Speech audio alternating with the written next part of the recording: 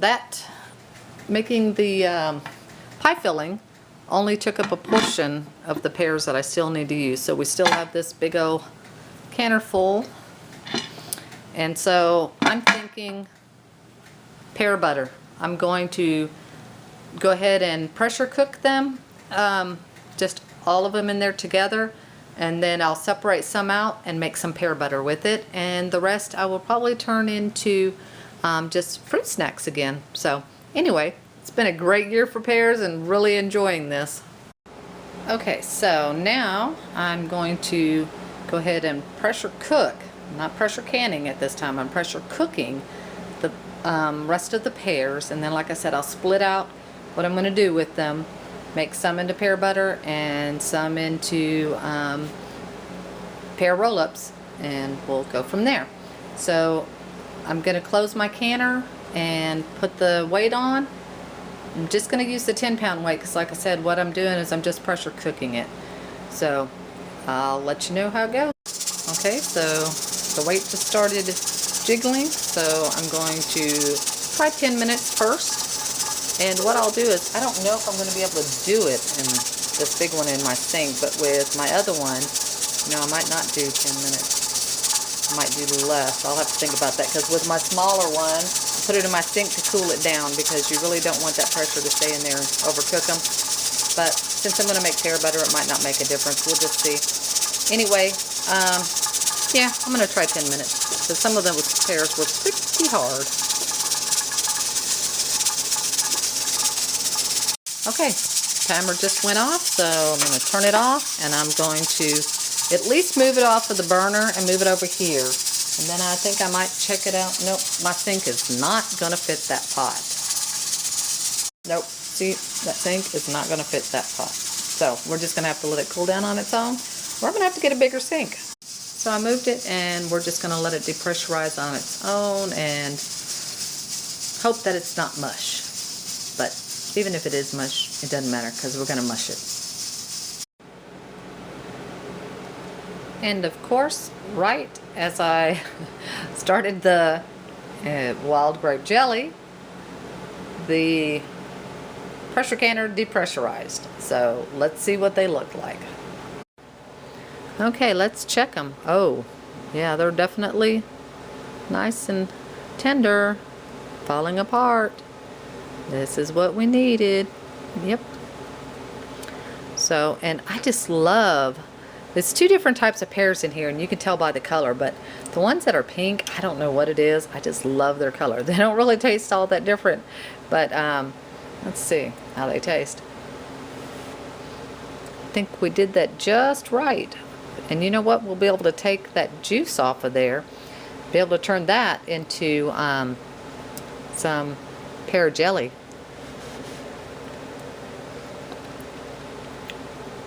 Oh yeah, those are beautiful, nice and sweet all by themselves. Wow.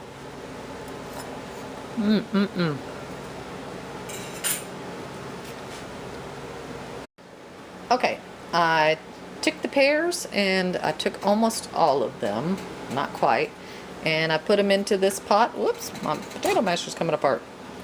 And I mashed them with the potato masher. Now, you can use, you know, an immersion blender or just throw them into a blender. It really doesn't need to be that fine. Just want it mashed up. And then, what are we going to do? Like with everything, we're going to add sugar. And then we're going to cook it to make it thick. But I'm going to put some lemon in here again. I just really like the lemon with the pears. Like I said, gives it almost an apple flavor. And it was actually a friend of mine that gave me that little tip. One of the ladies that you saw peeling the pears earlier. So, we're going to give that a try. We're not going to give that a try. That's the way we've been doing it. I'm going to put the lemon in there, put the sugar in. I'm not going to measure the sugar. I'm just going to do like usual, and I'm just going to dump it on in there. So I'm going to say that's probably about 1.5 cups there. And we might have to add more. We'll just have to see. Because sometimes, you know, that sugar kind of makes it syrupy. So, and I left just a tiny bit of the juice in there because that's just kind of the way it was when it poured in there. So I'm going to put a couple of squeezes, kind of like a tablespoon again. And what do you think? Should we do cinnamon and ginger again? I don't know. I don't want it plain. I know that. At least some ginger, I think. I think at least some ginger. So, yeah, we'll do some cinnamon and ginger. That's going to be the spices of the day, I guess. And let's go. There we go. That was a pretty good pat of ginger. Ginger goes, cinnamon and ginger goes good with pears, and that's why I did it with the syrup. And I'll probably be sick of it by the time we finish eating all of these. But for the meantime, okay. And I'm going to put close to, not quite, I'm going to put a half a teaspoon in there, I think, this time, because for the pear butter, I like that a little bit spicier. And this is a Chinese ginger, so it's pretty stout ginger. All right, so let's mix this up. And I'm going to start, I'm already got it over medium heat, so I think I might turn that up just a little bit.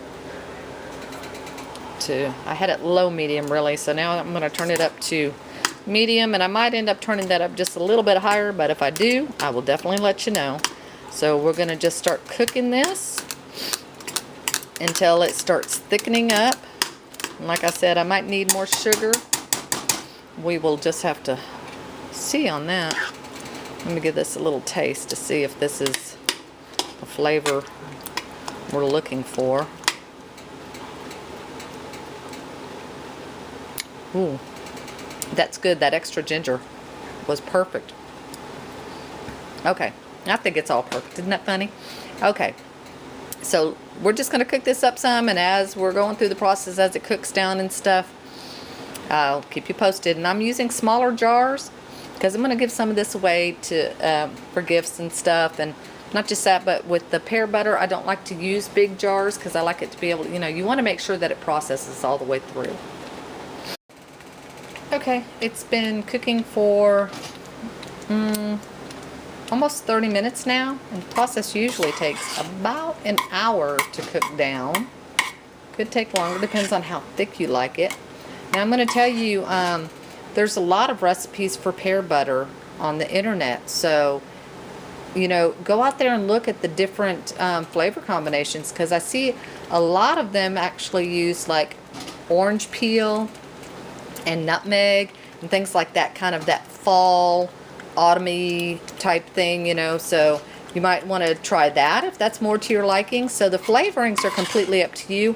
It's just the process. Once you know the process, you can change the flavors however you want to do it. And you'll see this is cooked down probably a good inch already, and it's getting there. I want it to be able to heap. It should be able to heap on the spoon. Yeah, it's getting there without sliding down. So we're getting there. And several of the recipes I saw used a whole lot more sugar than I did. And you can definitely, like I said, try it once and then adjust it to how you like it. Okay? So I'll get back to you. We're just gonna, and you have to be careful.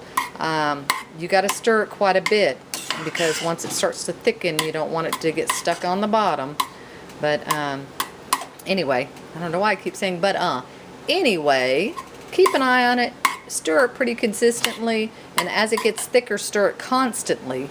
So the process takes a little while in front of the stove, or you can do it in the crock pot. Throw it all in there, all your stuff, and but the pears not be cooked already. Put them in there raw, and then throw them all in the crock pot and let the crock pot do the work. That's another option out there.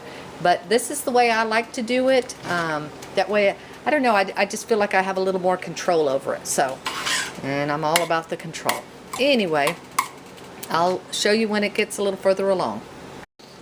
Okay, so you can see now that it's almost cooked down in half. And this is, this is the way we want it. It is thick. This is the way I like it anyway. Once it cools off, it'll be even thicker. So we'll go ahead and can it. while Ronnie's in the background complaining about something, about his something suffering and manhood and I don't know, something. Anyway, the pear butter is in the jar. I'm gonna leave a 1/4 inch head space. There's a little bit extra in here. Make sure and get all the air bubbles out of this because it's thicker, and when it's thicker, you know, you need to make sure you don't get air in there, and you need to make sure it's processed all the way through. And that's one of the reasons why I went with the little jars, like I said, in doing the pear butter. So, and you might even want to, you know, give it a tap, and it's hot, so think twice about doing that without something on your hands. But anyway, just make sure that you got all the air bubbles out, and then we're going to process it all the way through. Again, same goes as we did with everything else with the lids and the caps, so we're going to do the same. 1/4 inch head space. Okay, and the final jar.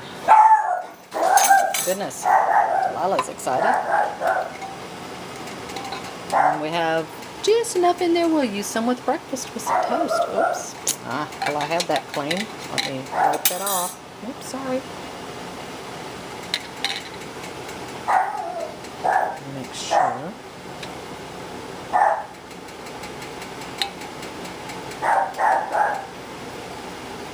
Okay, there we go.